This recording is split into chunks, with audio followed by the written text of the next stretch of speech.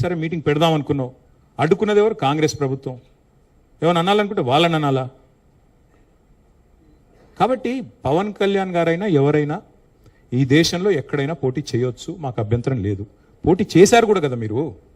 2023 में भी आप बहुत करे. మీ అయ్యే జాగీరా. నేను ఒకటి మాత్రం పవన్ కళ్యాణ్ గారు గుర్తుపెట్టుకోవాలి, తెలంగాణ ఖచ్చితంగా తెలంగాణ భూమిపుత్రుల జాగీరు. తెలంగాణ భూమిపుత్రుల జాగీరే తెలంగాణ. ఇందులో ఎవరికి అనుమానం కూడా అక్కర్లేదు. 100%. ఈ నేల కోసం కష్టపడ్డ వాళ్ళు, ఈ నేల కోసం పోరాటాలు చేసిన వాళ్ళు, ఈ నేల కోసం త్యాగాలు చేసిన వాళ్ళు, నెత్తురుతో తడిచిన నేల ఇది. ముమ్మాటికి తెలంగాణ ఈ భూమిపుత్రులు ఇక్కడున్న 4 కోట్ల మంది జాగీరిది. కానీ మీరు రండి, ఇక్కడే ఉండండి, మీ కుటుంబాలు ఇక్కడే ఉన్నాయి, మీ వ్యాపారాలు ఇక్కడ ఉండండి. ఎవరొద్దన్నారు?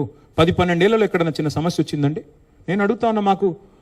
మా దృక్పథం ఎట్లాంటిది అంటే, వైజాగ్ స్టీల్ ప్లాంట్ను ప్రైవేటీకరిస్తున్నారు మోడీ ప్రభుత్వం అంటే మేము మద్దతు పలికాం. తప్పు ఇది మీరు చేస్తుంది, పబ్లిక్ సెక్టర్ అండర్టేకింగ్స్ని కాపాడాలని రిక్వెస్ట్ చేశాం. That is our philosophy. ప్రాంతాలుగా విడిపోయినా ప్రజలుగా కలిసి ఉండాలని కోరుకున్నాం. కానీ నిన్న పవన్ కళ్యాణ్ గారు ఇంకొక 2 మాటలు మాట్లాడారు. ప్రాంతీయవాదం అన్నారు. ప్రాంతీయవాదం ఉగ్రవాదం కంటే ప్రమాదం ఏదో అన్నాడు ఆయన. నేను వారికి గుర్తు చేస్తా ఉన్నా, ప్రాంతీయవాదం అంటే మరి పొట్టి శ్రీరాములు గారు 58 రోజుల పాటు ఆత్మ బలిదానం చేసుకున్నారే, పోరాటం చేసి మద్రాస్ ప్రెసిడెన్సీ నుంచి వేర్పడి తెలుగు రాష్ట్రం కావాలి, లింగ్విస్టిక్ బేసిస్గా రాష్ట్రాలు ఏర్పడాలి అనే ఒక ఆకాంక్షతో వారు ఏదైతే పోరాటం చేశారో, లింగ్విస్టిక్ బేసిస్కి వారికి సంబంధం లేదు. మద్రాస్ నుంచి ఆంధ్ర రాష్ట్రం వేరుపడాలని పొట్టి శ్రీరాములు గారు 58 రోజులు నిరాహార దీక్ష చేశారు. అది కూడా ప్రాంతీయవాదం అంటారా? ప్రాంతీయవాదం అంటే నేను ఇంకో ప్రశ్న అడుగుతా ఉన్నా పవన్ కళ్యాణ్ గారిని. మోడీ గారు ఇవాళ ఆయన ప్రాంతం మీద అభిమానంతో, ప్రాంతీయవాదంతో తెలంగాణకు వచ్చిన ఇండస్ట్రీలను కొట్టుకొని పోతా ఉన్నాడు. కేన్స్ అనే పరిశ్రమ ఇక్కడ పెట్టాల్సి ఉంటే, ఇక్కడ ఒప్పందం కుదుర్చుకుంటే మా హయాంలో, మా గవర్నమెంట్లో దాన్ని తీసుకుపోయి గుజరాత్లో పెట్టించారు. మైక్రాన్ అనే సంస్థ ఇక్కడ పెట్టాల్సి ఉంటే, పెట్టుబడి పెట్టేది ఉంటే దాన్ని తీసుకుపోయి గుజరాత్లో పెట్టుకున్నారు.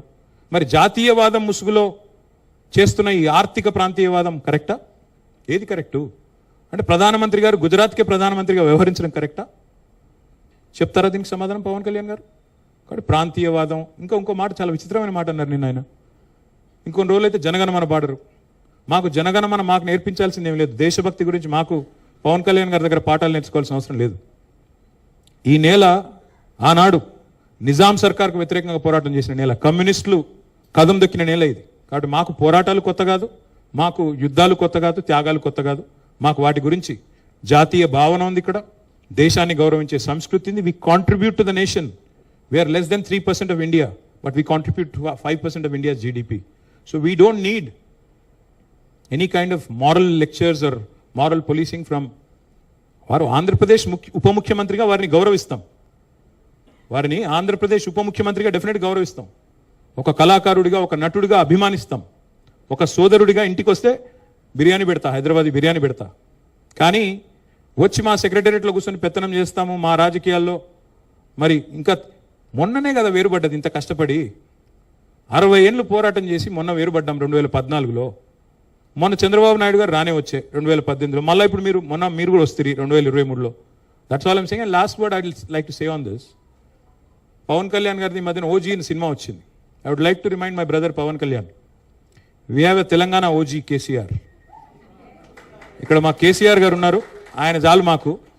He will take care of us, he will take care of the state and our issues. అంటే ఇది నేను నిజంగా చెప్పాలంటే పార్టీని కూడా నాకు జర్నలిస్ట్ కాలనీలో నిన్న కూడా చెప్పాను, జర్నలిస్ట్ కాలనీలో పార్టీ ఆఫీస్ కూడా తీసేసాను నేను. కాకపోతే మా జన సైనికులు పోలేదు, మా నాయకులు వదలలేదు నన్ను. వాళ్ళు ఏదో ఒకటి చెప్పని అంటే సార్ వాళ్ళకు చాలా నుంచి అడుగుతూ ఉన్నారు. నేను చెప్పాను, నాకు మీరు చేసుకుంటే వెళ్ళమని చెప్పాను. అది ఆర్గానిక్గా ఎదుగుండేదేమో. నేను అసలు ఎలాగైతే పోటీ చేస్తాను ఈరోజు. మీరు చెప్పండి, కొత్తగా నేను పోటీ చేయకపోవడాలు ఏం లేదు, మా వాళ్ళు చేస్తూనే ఉన్నారు. అంత ఎసెప్టివ్గా స్టేట్మెంట్ ఇవ్వాల్సి వచ్చింది. అంతేగాని దాని ఏదో కూర్చోమని ప్రీ ప్లాన్డ్గాను అయ్యేం లేదండి. ఎమోషనల్ ఏముంటుందండి పాలిటిక్స్లో? ఒక 2 దశాబ్దాలు తిట్టించుకున్న తర్వాత ఎమోషన్స్ ఏముంటాయి? ఇష్టారాజ్యంగా తిడతా ఉంటే ఇంకా భరించడం అనేది ఒక అలవాటు అయిపోయింది అందరికీ. నాకైతే అలా అలవాటు అయిపోయింది. అంతేకాని ఎమోషన్స్ ఏముండవు. కాకపోతే ఏమవుతుందంటే, సో మీరు ఏ వాదనైనా పెట్టుకున్నాం, ఇబ్బంది లేదు. భారతదేశ సమగ్రతను బలహీనపరిచే ఏ విధానాలైనా సరే మేము చాలా బలంగా ఎదుర్కొంటాం. అది వ్యక్తి చేయనివ్వండి. అంతేగాని కొద్దిమంది వ్యక్తులు చేసేదాన్ని మేము అలాగే సమాధానం చెప్తాం. దీనికి ప్రత్యేకించి నాకు తెలంగాణ మీద అపారమైన ప్రేమ, నాకు తెలంగాణ మీద. అంతేగాని దానికి నేను అది కూడా చెప్పాను కదా, మేము ఇక్కడ 10 సంవత్సరాలు కష్టపడితే ఈ రోజున ఇంతమంది ఎమ్మెల్యేలు వచ్చాం. అలాంటిది చెప్పాను, మా వాళ్ళు పని చేస్తారని చెప్పాను తెలంగాణ కోసం. దాని అంతమించి సార్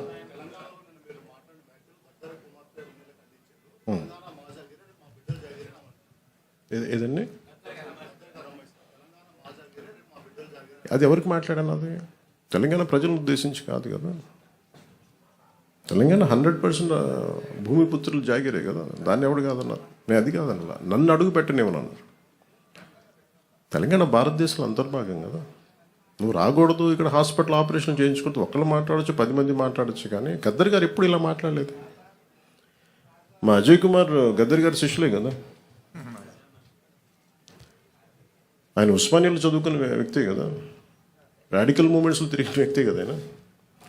ఇది మేబీ వాళ్ళు ఏదైనా చూడకుండా ఏదైనా పొరపాటు అని ఉన్నారు. నాకు వాళ్ళు బాగా తెలుసు కదా, వాళ్ళ కుటుంబం కూడా. అది సరిగ్గా అర్థం చేసుకుని లేకుండా మాట్లాడుతుండొచ్చు, అంతకుమించి ఇంకేమన్నా. వాళ్ళంటే నాకు అందరికీ చాలా ఇష్టం. నాకు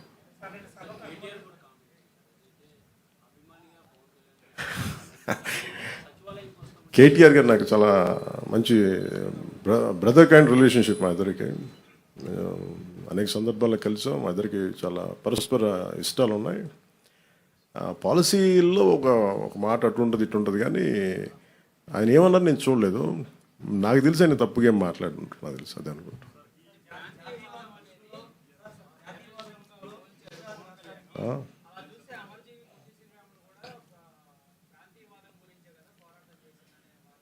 అంటే మనం ప్రత్యేక రాష్ట్రం కోరుకోవటం వేరు, ప్రత్యేక రాష్ట్రం కోరుకోవటం వేరు. ఇప్పుడు అమర్జీ పొట్టి శ్రీరాములు గారు ప్రత్యేక రాష్ట్రం కోరుకున్నారు, తెలుగు ప్రజలు కావచ్చు, ఆంధ్ర ప్రాంత ప్రజలు కావచ్చు. దాన్ని ఆయన త్యాగం చేశారు అంతే. ఆయన కూర్చోబెట్టి గొడవ పెట్టలేదు.